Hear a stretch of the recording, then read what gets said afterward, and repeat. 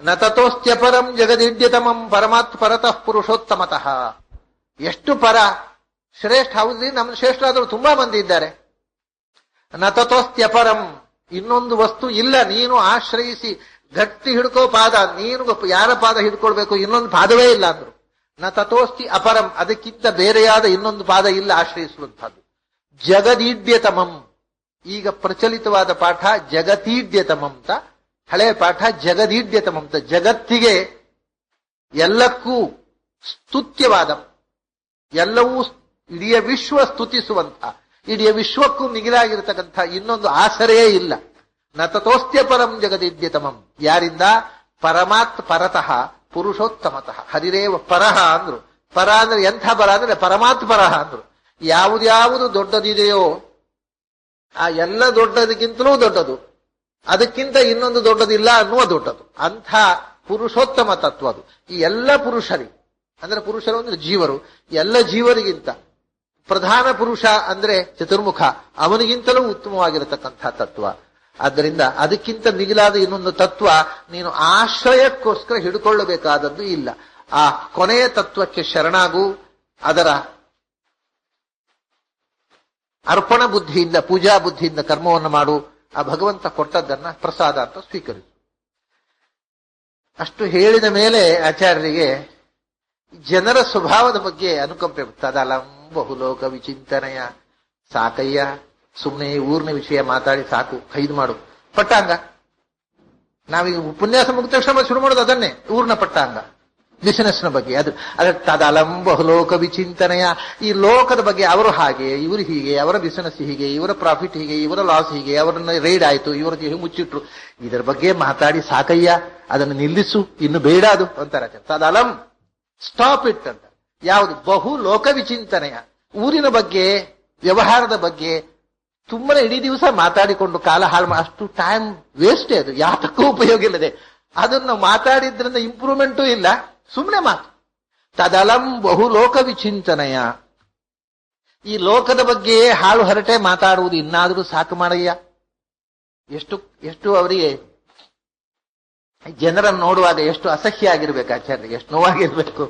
ಸಾಕಪ್ಪ ಅಂತಾರೆ. ತದಲಂ, ಈ ಹಾಳು ಹರಟೆ ಮಾತಾಡುವುದು ಇನ್ನಾದರೂ ಸಾಕು. ಅಲಂ ಬಹು ಲೋಕ ವಿಚಿಂತನೆ, ಈ ಲೋಕವಾರ್ತೆ ಸಾಕು ಮಾಡಿ ಜಗದ ಕಾಕು ವಾರ್ತೆಯ ಚಿಂತೆ. ಇದು ನಾನು ಅನುವಾದ ಮಾಡಿದ್ದು. ಸಾಕು ಮಾಡಿ ಜಗದ ಕಾಕು ವಾರ್ತೆಯ ಚಿಂತೆ ನೆಲೆಗೊಳಿಸು ಬಗೆಯನ್ನು ಹರಿಚರಣಗಳಲ್ಲಿ. ಪ್ರವಣಂ ಕುರು ಮಾನಸ ಮೀಶಪದೇ, ಭಗವಂತನ ಪಾದದಲ್ಲಿ ಮನಸ್ಸನ್ನು ನೆಲೆಗೊಳಿಸು.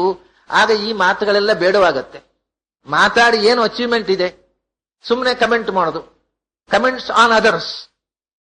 ನಮ್ಮ ಬಗ್ಗೆ ಅವರು ಕಮೆಂಟ್ ಮಾಡೋದು, ಅವ್ರ ಬಗ್ಗೆ ನಾವು ಏನು ಮಾಡದೇ ಇದ್ರೆ ಏನು ಯಾರಿಗೂ ನಷ್ಟ ಆಗುವುದಿಲ್ಲ. ಆದ್ರಿಂದ ಈ ಕಮೆಂಟ್ ಮಾಡೋದು, ಹೀಗೆ ಕಮೆಂಟ್ ಮಾಡಿದ್ರಂತೆ ಅಂತ ಇನ್ನು ಯಾರೋ ಸುದ್ದಿ ಹೇಳುದು, ಅದನ್ನ ತಲೆಬಿಸಿ ಅವ್ರು ಹೀಗೆ ಹೇಳುದು ಅಂದ್ರೆ ಏನು, ನನಗೆ ಅವ್ರು ಹಾಗೆ ಹೇಳುದು ಅಂದ್ರೆ ಏನು ಅಂತ ಅವ್ರಿಗೆ ನನ್ನ ಮೇಲೆ ಸಿಟ್ಟು. ಹೀಗೆ ಒಬ್ಬನೊಬ್ರು ಕಮೆಂಟ್ ಮಾಡೋದು, ಒಬ್ಬನೊಬ್ರು ಬೇಸರ ಪಟ್ಟುಕೊಳ್ಳೋದು, ಇದರಿಂದ ಏನು ಉಪಯೋಗ ಇದೆ?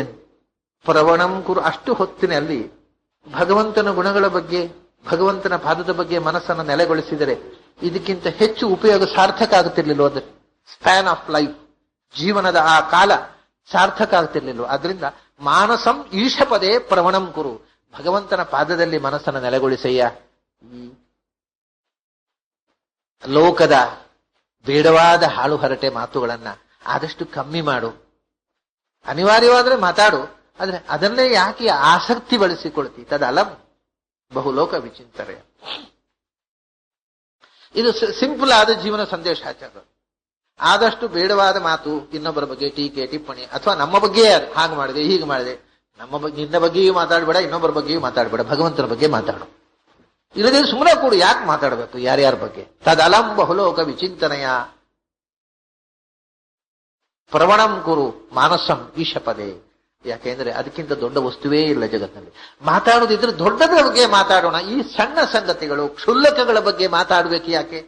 ದೊಡ್ಡ ವಿಷಯದ ಬಗ್ಗೆ ಮಾತಾಡೋಣ, ದೊಡ್ಡದಾಗಿ ಮಾತಾಡೋಣ ಅದರ ಬಗ್ಗೆ. ಈ ಬೇಡವಾದ ಸಣ್ಣ ಸಂಗತಿಗಳನ್ನು ಹಿಡ್ಕೊಂಡು ದೊಡ್ಡ ಸಂಗತಿ ಅಂತ ಮಾಡಿ ಯಾಕೆ ಮಾತಾಡಬೇಕು? ಅದನ್ನು ಬಿಟ್ಬಿಡೋಣ. ತದಲಂ ಬಹುಲೋಕ ವಿಚಿಂತನೆಯ ಪ್ರವಣಂ ಕುರು ಮಾನಸಂ ಈಶಪದೇ. ಈ ಎರಡು ಶ್ಲೋಕದಲ್ಲಿ ಇಡೀ ಜೀವನದ ಒಂದು ಚಿತ್ರಣ ಕೊಟ್ಟಿದ್ದಾರೆ ಆಚಾರ್ಯ. ಜೀವನದಲ್ಲಿ ಇನ್ನೇನು ಹೇಳಬೇಕಾದ್ದೇ ಉಳಿದಿಲ್ಲ. ಇಡೀ ಜೀವನ ಸೂತ್ರ ಯಾವುದು ಮಾಡಬೇಕು, ಯಾವುದು ಮಾಡಬಾರದು, ಹೇಗೆ ಬದುಕಬೇಕು ಅನ್ನೋದರ ಬಗ್ಗೆ ಒಂದು ಸ್ಪಷ್ಟವಾದ ಚಿತ್ರ, ಜೀವನ ಸಂದೇಶ ಈ ಎರಡು ಪದ್ಯಗಳಲ್ಲಿ ಬಂದಿದೆ. ಮುಂದೆ ಇದಕ್ಕೆ ಪೂರಕವಾಗಿ ಭಗವಂತನ ಹಿರಿಮೆಯನ್ನ ನಾವು ಹೇಗೆ ಅನುಸಂಧಾನ ಮಾಡಬೇಕು, ಜೀವನದಲ್ಲಿ ಗಟ್ಟಿಯಾಗಿ ಹಿಡ್ಕೋಬೇಕು ಅಂದ್ರೆ ತಿಳುವಳಿಕೆ ಬರಬೇಕಲ್ಲ, ಅದು ಹೇಗೆ ತಿಳ್ಕೋಬೇಕು ಅಂತಲೇ ಗೊತ್ತಾಗೋದಿಲ್ಲ. ಅಂದ್ರೆ ಅದರ ಬಗ್ಗೆ ಮತ್ತೆ ಪುನಃ ಫಿಲಾಸಫಿಗೆ ಬರ್ತಾರೆ ಆಚಾರ್ಯ. ಜೀವನ ಸಂದೇಶವನ್ನ ಈ ಎರಡು ಶ್ಲೋಕದಲ್ಲಿ ಬಹಳ ಮಾರ್ಮಿಕವಾಗಿ, ಬಹಳ ಟಚಿಂಗ್ ಆಗಿ ಹೇಳಿದೆ. It's very touching. ಅದು ಪ್ರಾಯ ಸಂಸ್ಕೃತ ಸಾಹಿತ್ಯದಲ್ಲೇ ಇಷ್ಟು ಟಚಿಂಗ್ ಆಗಿ ಮನುಷ್ಯನ ಅಂದ್ರೆ ತದಲಂ ಬಹುಲೋಕ ವಿಚಿಂತನೆಯ, ಇಷ್ಟು ಅಂದ್ರೆ ಒಂದು ಅಫೆಕ್ಷನೇಟ್ ಆಗಿ ಒಬ್ಬನ ತಿದ್ದೋದು, ಬೈಯೋದುಂಟು. ಇದೆಲ್ಲ ಜನರು ಬೇಡವಾದ ಮಾತುಗಳನ್ನ ಹೇಳಿ ಹಾಳಾಗ್ತಾರೆ, ನರಕಕ್ಕೆ ಹೋಗ್ತಾರೆ, ಹೀಗೆಲ್ಲ ಹೇಳುದಿಲ್ಲ ಅವರು. ಅಪ್ಪ ಈ ಬೇಡವಾದ ಮಾತನಾಡೋದು ನಿಲ್ಸಪ್ಪ ಅಂತ ಬೆನ್ನು ಚಪ್ಪರಿಸಿ ಹೇಳ್ತಾರಲ್ಲ, ಆ ಒಂದು ಎಫೆಕ್ಷನೇಟ್ ಆದಂತಹ ಒಂದು ಮೆಸೇಜ್ ಉಂಟಲ್ಲ, ಇದು ಸಂಸ್ಕೃತ ಸಾಹಿತ್ಯದಲ್ಲೇ ಇನ್ನೊಬ್ರು ಹೀಗೆ ಬರೆದಿಲ್ಲ. ತದಲಂ ಬಹುಲೋಕ ವಿಚಿಂತನೆಯ ಪ್ರವಣಂ ಕುರು ಮಾನಸಮೀಶ ಪದೇ ಅನ್ನುವ ಎರಡು ಶ್ಲೋಕದ ಜೊತೆಗೆ ಈ ಬಾಲಿನ ಸಂದೇಶ ಕುರುಭಂಶ್ವಚ ಅನ್ನುವ 15 ಪದ್ಯಗಳ ಮಾಲಿಕೆಯ ಚಿಂತನವನ್ನ ಇವತ್ತು ಮುಗಿಸೋಣ. ಇನ್ನು ಉಳಿದಿದ್ದು ನಾಳೆ ಸಂಜೆ ಸೇರಿದಾಗ. ಅಲ್ಲಿ ತನಕ ನಿಮಗೆಲ್ಲ ಅಭಿನಂದನೆಗಳು ಮತ್ತು ನಮಸ್ಕಾರ.